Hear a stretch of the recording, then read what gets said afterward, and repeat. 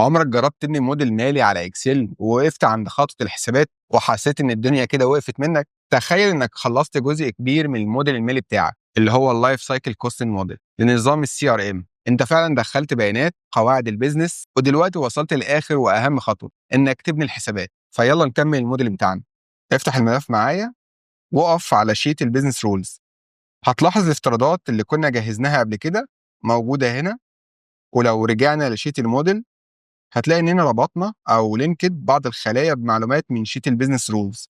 يعني مثلا لو اخترنا الخليه دي 6 هتشوف ان هي مربوطه بالخليه سي 4 وده في شيت البيزنس رولز. ده هو معدل الخصم الديسكاونت ريت واللي هنستخدمه في الموديل كله. خلينا نراجع. افتح شيت البيزنس رولز، بص على الخليه سي 4، معدل الخصم يساوي 12%. نرجع تاني لشيت الموديل، المره دي اختار الخليه سي 14. هنا عندنا تكلفه الصيانه الاساسيه، النتيجة اللي هتظهر حوالي 997 ألف دولار. الفورمولا دي خدت تكلفة السنة اللي فاتت اللي هي 950 ألف دولار وضربتها في معدل النمو 5%. بسيطة جدا. دلوقتي بدل ما نكرر العملية ديت لكل سنة نقدر نعمل حاجة أسهل. اسحب من الركن اليمين تحت للخلية دي 14 لحد جي 14. كده اكسل حسب تكاليف الصيانة السنوية المتوقعة لكل سنة وده بشكل اوتوماتيك. الصف ال 15 بقى بيوضح إجمالي المصاريف السنوية بالدولار الفعلي.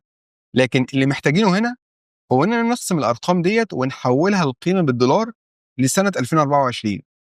فاروح للخليه سي 17، اكتب يساوي، اختار الخليه سي 15 على، اكتب كلمه باور وافتح قوس، اكتب بلس 1، بعدين اختار الخليه سي 6 واللي هي معدل الخصم اللي هنستخدمه، بعد كده اكتب فاصله، وبعدين اختار الخليه سي 11 اللي هي عدد السنين اللي بنخصم منها، اقفل القوس واضغط انتر. نرجع للفورمولا ونضيف ماينس قبل سي 15، والسبب ان صافي القيمه الحاليه اللي هي الان بي في غالبا بتتعرض بالسالب. دلوقتي اسحب الخليه سي 17 لحد جي 17، هتشوف ان القيمه الحاليه اللي هي البريزنت فاليو او البي في للمصاريف المتوقعه اتحسبت لكل سنه. وفي الخليه سي 17 هتلاقي الفورمولا عامله اجمالي صافي القيمه الحاليه اللي هي الان بي في لنظام السي ار ام، والرقم طلع حوالي 6.57 مليون دولار. ممتاز. مش لازم نقلق اذا كان الرقم ده مثالي او لا، احنا اصلا جهزنا الموديل بطريقه مرنه جدا تسمح انك تغير السيناريوهات بكل سهوله بمجرد ما تعدل قواعد البيزنس اللي كتبناها قبل كده.